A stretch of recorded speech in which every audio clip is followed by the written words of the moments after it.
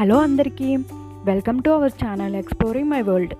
Today మన కిచెన్లో ఆంధ్ర స్టైల్లో చేపల పులుసు అనేది ఏ విధంగా ప్రిపేర్ చేసుకోవాలో మీకు ఇప్పుడు చూపించేస్తున్నా. ఇంకెందుకు ఆలస్యం, మన కిచెన్లోకి వెళ్ళిపోదాం పదండి. ఫస్ట్ ఆఫ్ ఆల్ ఈ రెసిపీకి కావాల్సిన ఇంగ్రీడియంట్స్ అన్నీ స్క్రీన్ మీద ఇచ్చాను, ఒకసారి చూసేసుకోండి. ముందుగా మనం ఈ రెసిపీకి కావాల్సిన ఆనియన్స్ అండ్ గ్రీన్ చిల్లీస్ని కట్ చేసుకుని రెడీగా ఉంచుకోవాలి. ముందుగా మనం 4 టేబుల్ స్పూన్స్ ఆయిల్ వేసుకుని మనం కట్ చేసి పెట్టుకున్న ఆనియన్స్ అండ్ గ్రీన్ చిల్లీస్ వేసుకుని బాగా ఫ్రై చేసుకోవాలి. ఈ చేపల పులుసులో ఆయిల్ అనేది చాలా ఎక్కువగా పడుతుంది, సో మనం ఆయిల్ అనేది ఎక్కువ వేసుకోవాలి.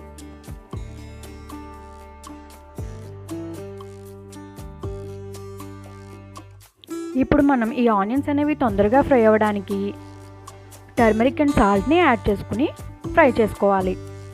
మనం ముందుగా ఫిష్ పీసెస్ని బాగా క్లీన్ చేసుకుని వాటిలోకి 1 table spoon oil, salt and మిర్చి పౌడర్ని వేసుకుని మ్యారినేట్ చేసుకుని ఒక పక్కన పెట్టుకోవాలి.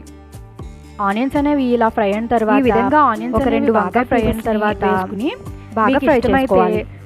బ్రింజాల్ పీసెస్ని కట్ చేసుకుని వేసుకోండి. ఈ చేపల పులుసులో వంకాయ వేసుకోవడం వల్ల చాలా టేస్ట్గా ఉంటుంది, మీరు కూడా ఒకసారి ట్రై చేయండి. ఈ విధంగా ఆనియన్స్ అనేవి బాగా మగ్గిన తర్వాత మనం ముందుగా మ్యారినేట్ చేసి పెట్టుకున్న ఫిష్ పీసెస్ని ఒక్కొక్కటిగా వీటిలోకి యాడ్ చేసుకోవాలి.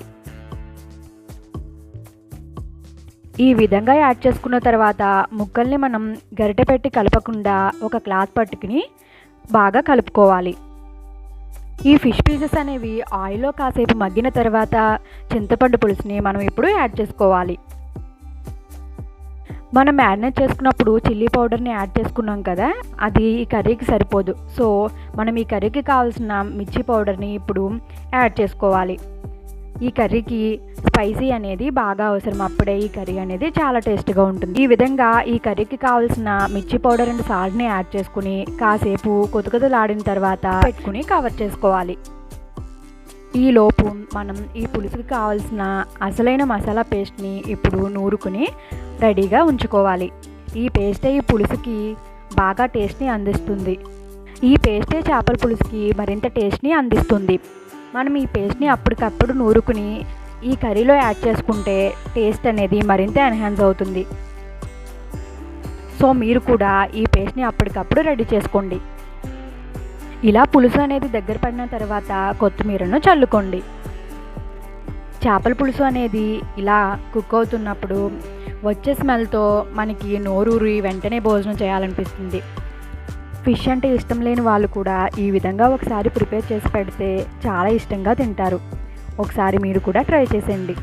మీకు కూడా ఈ రెసిపీ నచ్చినట్లయితే వెంటనే ట్రై చేసి టేస్ట్ చేసి నాకు ఎలా ఉందో కామెంట్ చేయండి. అలాగే నా ఛానల్ని సబ్స్క్రైబ్ చేసి ప్లీజ్ సపోర్ట్ చేయండి. ఈ వీడియోకి ఒక లైక్ కూడా కొట్టేయండి. Thanks for watching.